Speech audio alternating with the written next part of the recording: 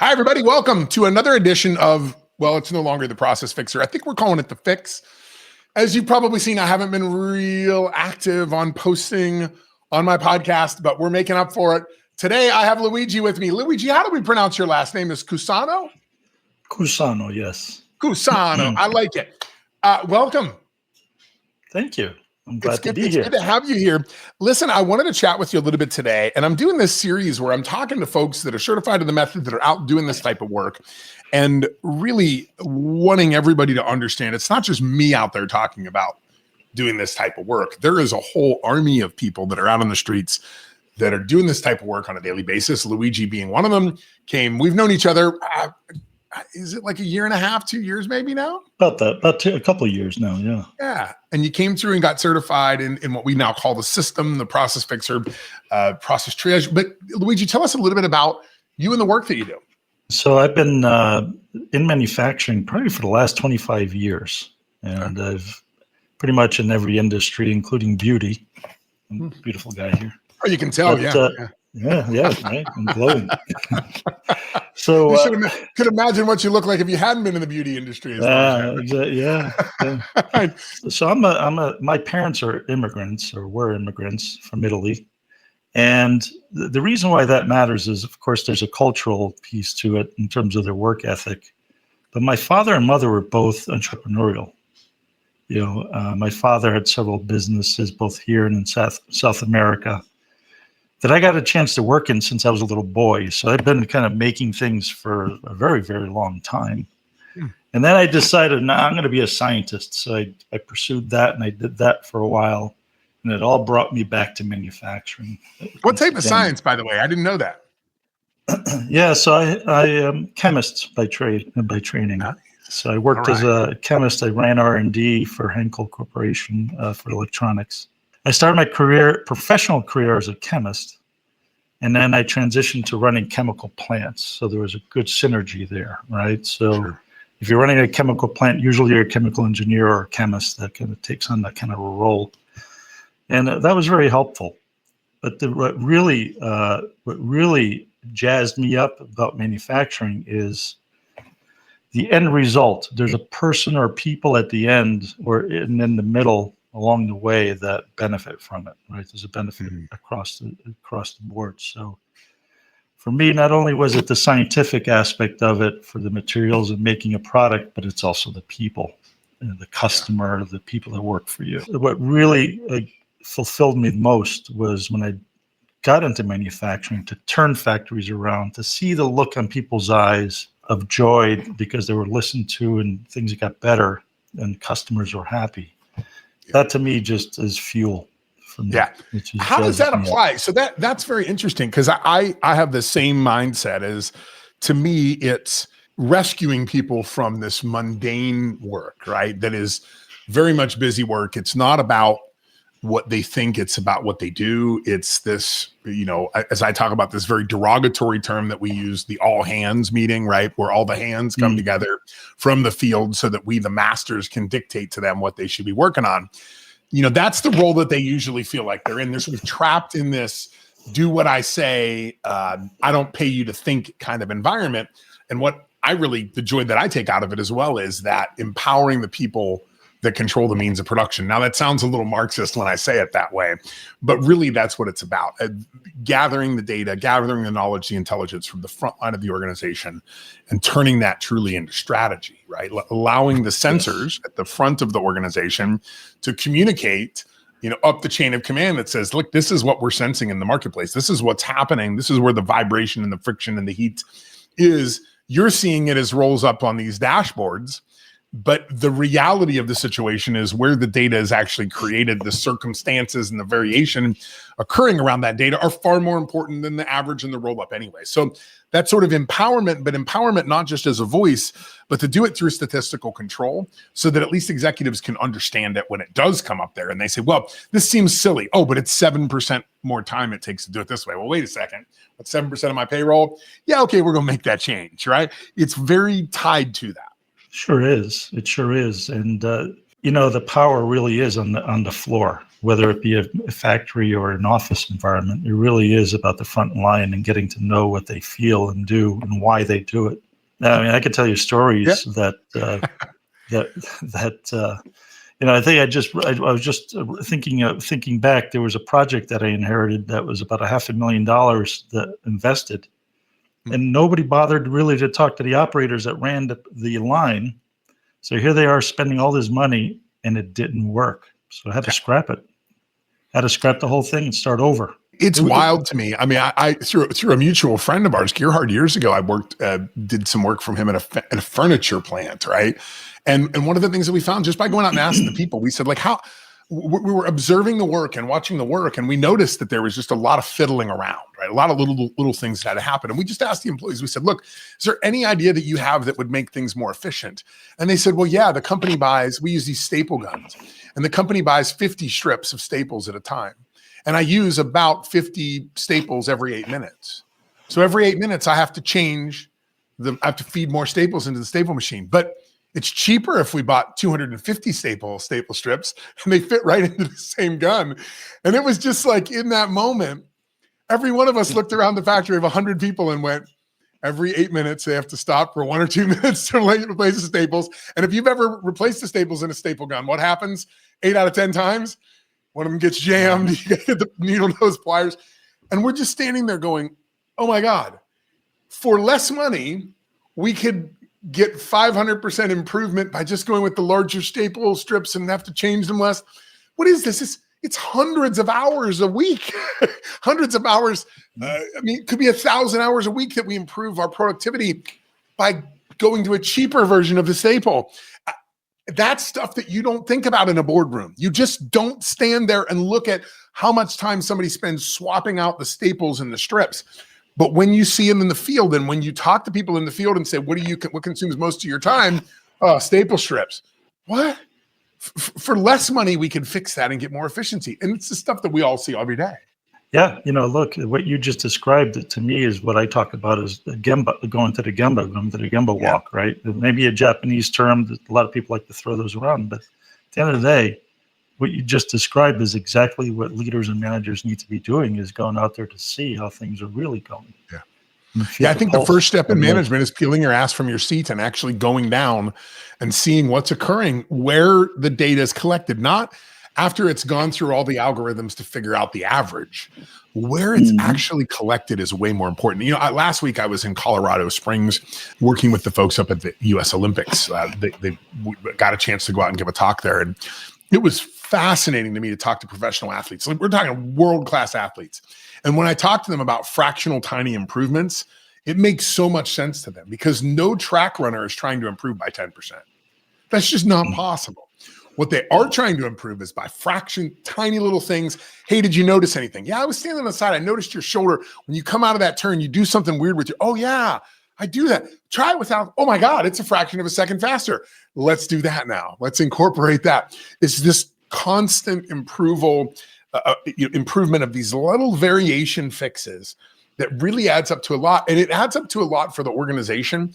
It seems very nominal at the front line, but what you don't understand is that if every 8 minutes you had to change staples for the last 5 years, and now you got to change them every 40 minutes, that fundamentally changes your life, fundamentally changes your enjoyment with work. You came and got certified in the system and understand this philosophy. Now, you've been you get Six Sigma and all of these kind of things. What did you see about the system and the way that we teach it, in the order that we teach it, the tools that we teach? What about that was interesting to you?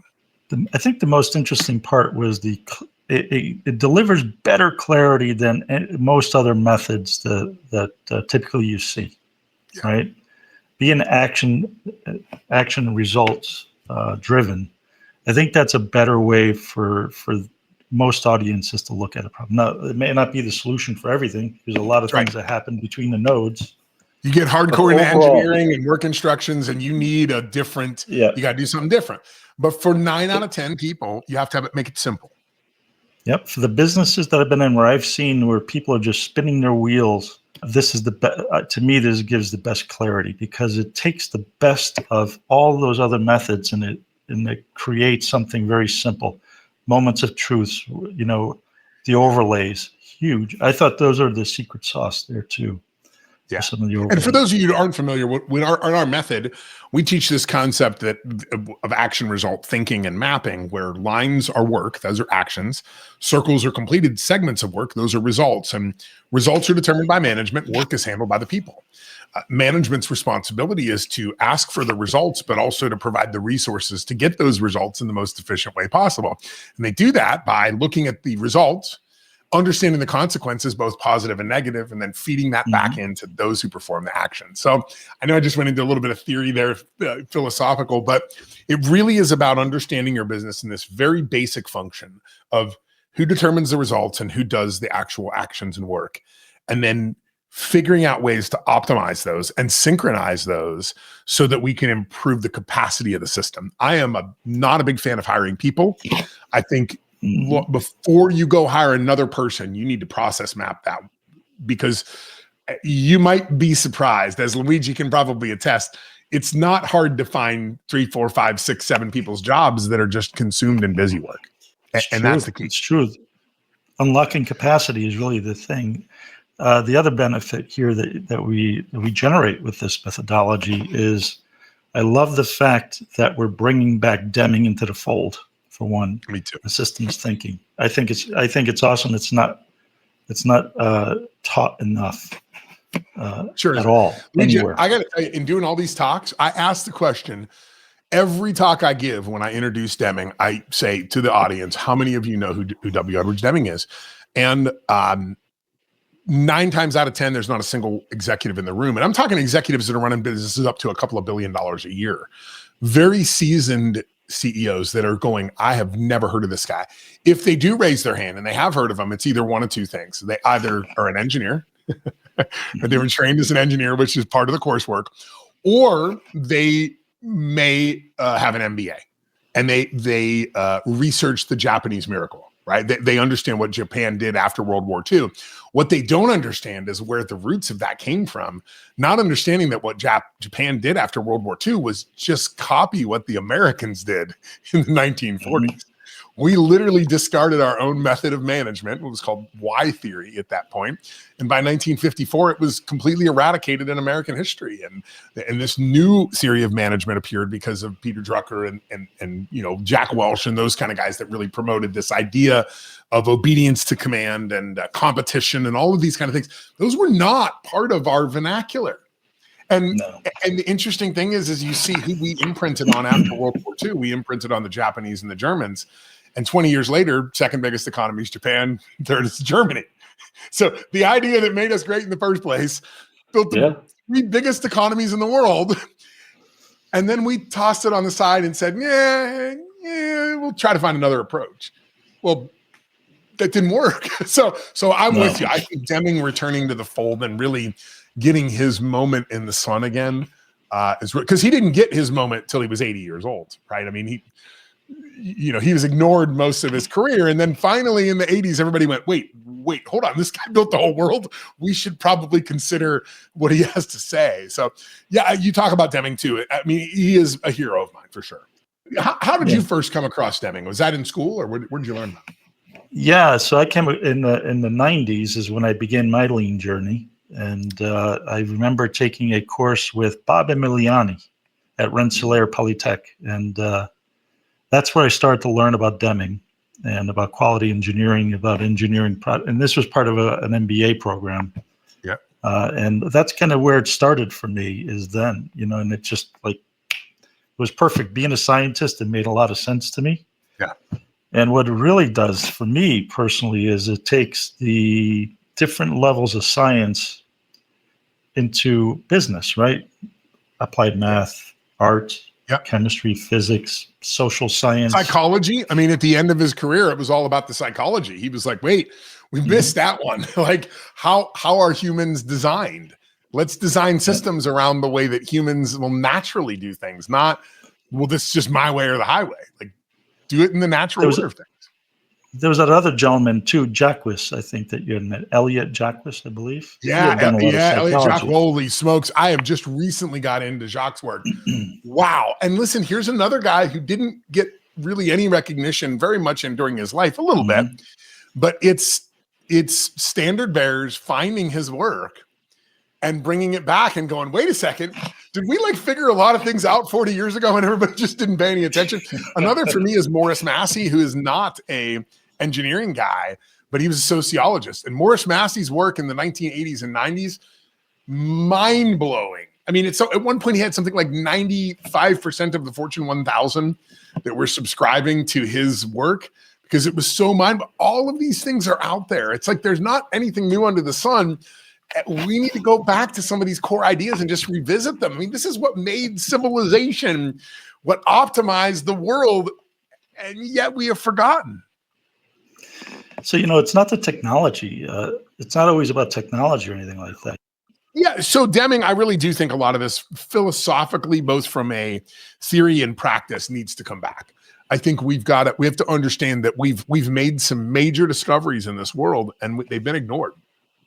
And it's really about how people work inside systems, how systems work, how to reduce friction, how to get away from vanity metrics and truly get into what I've been, I posted twice today about yield, right? In the end, it's all about yield. It's not about revenue. It's about yield. How do I take $1 and turn it into $2? And how many days does that take?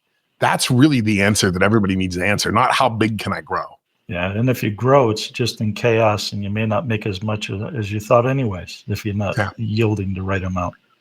So, okay, so tell us a little bit about what type of work, what are your clients you're looking for? Like, tell us about that. Like, what are you looking for? What are the types of businesses that you like to work and consult for?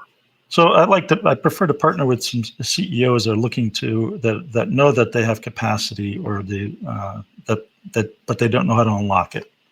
Obviously, I'm most comfortable in manufacturing environments, but right now I'm working with an MSP, for example, to help them and understanding their business process internally that affects customers. So we're working with that and doing a lot of work with healthcare as well, trying to understand that a little bit and how it applies there.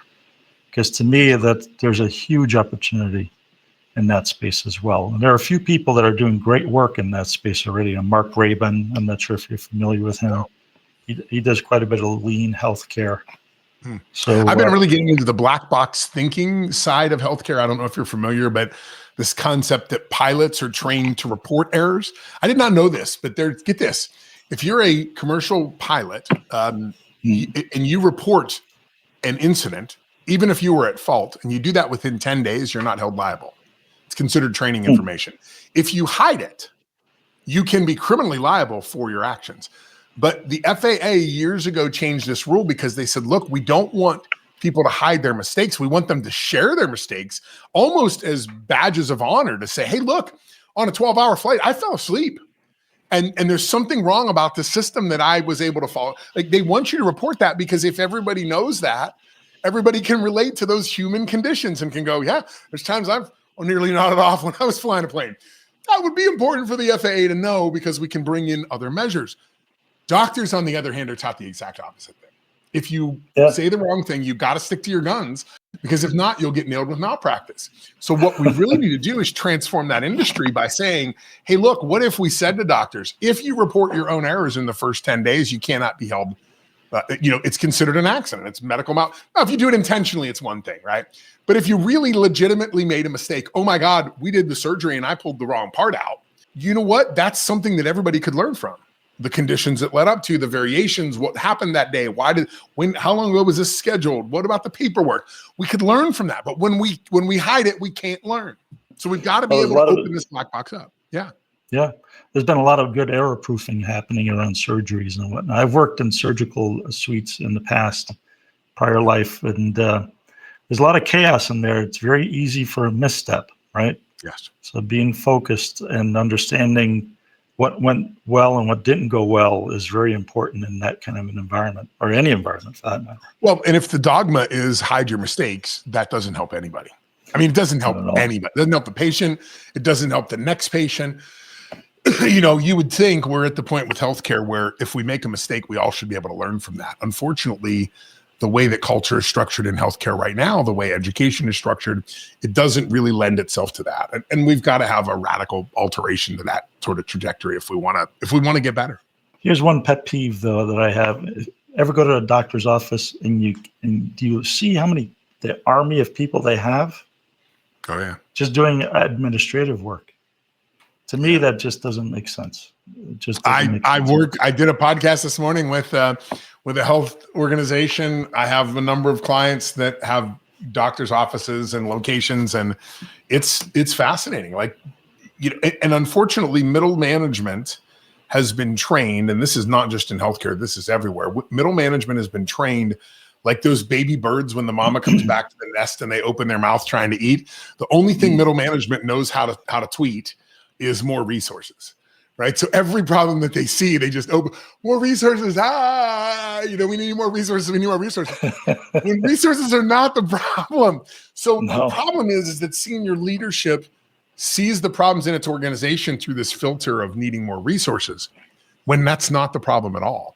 You've got to fundamentally go down to the front and find out what's standing in their way, and then determine the resources you need. But I'm going to tell you, I regularly see this happen. Anybody tells me, oh, we need to hire 10 more people, I just laugh. I'm like, you probably are overstaffed. And they're like, no, it can't be. And then you go through the work and you start laying out the process and you start putting time into it. And they go, man, I think we're overstaffed by about 20 people. It's like, yeah, I told you that.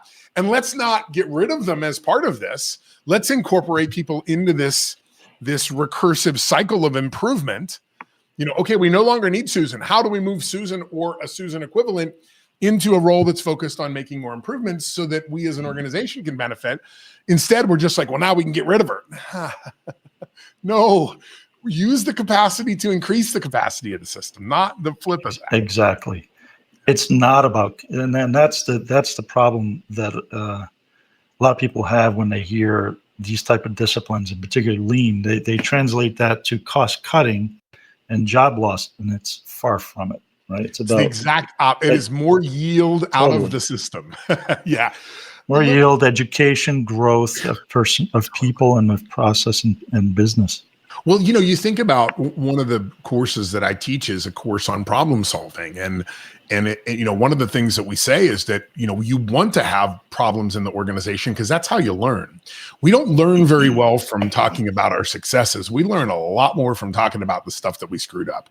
And if you can create an environment that isn't, pointing the fingers at people, instead pointing the fingers at the system and the lack of management's oversight and guidance in improving the system, and you can make that so that people don't feel like they're being blamed, but instead are pointing out the things that are happening around them. It's fascinating what happens. It is transformative at a fundamental shift level. Oh, it's amazing. And that, again, that's when that happens, Derek, that's the part that's my energy. That makes total sense. Luigi, how do people get a hold of you? I mean, and listen, anybody that's listening to this, Luigi is part of a new group that I call the Collective.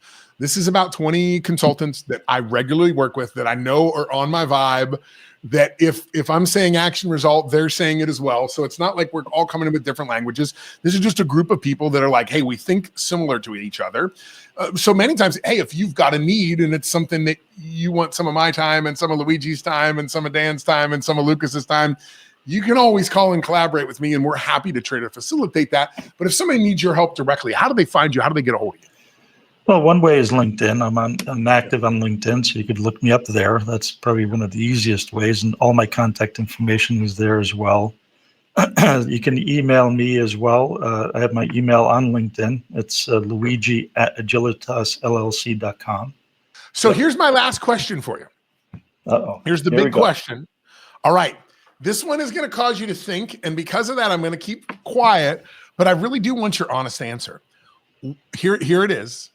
Why do you think I like hanging out with you? Why do you like hanging out with me? Yeah. Why do I, usually it's like the flip. So why do you think we vibe, I guess? So I think there are a few, so we vibe in a lot of different ways. And some might be, one way is that we're similar in terms of we're systems thinkers, for one, right? I think we are. Yeah, for sure. You're more extroverted than I am. So I'm the opposite of you when it comes to Which that. is good, because I always need people to go do if I need somebody to go to the factory floor, talk to the employees and do the work, I know who to call, because I know you have that smart brain that you'll think the way I'll think, but you'll do it in fewer words, which can be beneficial. So that's a dichotomy. We're not the same when it comes to but at the same time, it's like magnets that are attracting the dot, right? Yeah. So again, we talked about the systems thinking. We talked about the fact that I'm the polar opposite of your personality, when it's outgoing versus more introverted. I'm, I guess, an ambivert more myself. Yeah. So I think that's one reason. And the other thing is, I think that we come from different angles, and we're able to teach each other something we didn't know. For sure. I've learned a lot from you. And I have a from you. Learned. So even though we both collectively have probably 50 years of experience, but we haven't experienced everything. But collectively, we bring that together. The unlocking capacity is another piece that we share that 100% in terms of that feel. We have to unlock capacity of people and of process. And to me, that is where value is created. So that's it. People matter. It really does. And it's funny, because I tend to find that there's certain people that I just vibe with and click with. And as everybody will see through this series, you're going to see all these people that, these aren't just the people that I work with. It's like when I have a party at the house, who do I call? Right? You guys are the ones that come, and hang out. So it's a very sort of tight-knit community of people that respect each other, work well together, and do that kind of thing. So here's the last thing I'm going to ask for you as we wrap this up. So you've gone through the in-person systems training, and now you are finishing. We're on week 5 for learning the online version as well. Can you give the audience a little bit of a take on the value of the training, what you've learned, why it's applicable, those kind of things? To me, the in-person training was amazing, because we're learning with a cohort. That was great, which is the same with the online training. So we're a cohort there, and just a little harder online, because you're not seeing each other's faces, right? Yeah, but you get it. Yeah. A little harder. But again, the approach is just so simple and elegant, right? It's not hard. It's simple and elegant that almost anybody can do it. And to me, that's a huge barrier that exists from your traditional, say, value stream mapping and all these other complex things that we can do. So I think this is so well suited for pretty much any business. It breaks down the barrier. The learning curve is not as steep, but the value curve is very, very steep, very good, right? Yeah. So to me, I think the amount of output you get for the input is tremendous when it comes to this training. So that's what I really love about it. Yeah. Well, it's funny you say that, because I've had a number of Six Sigma people that have come through the training, some begrudgingly.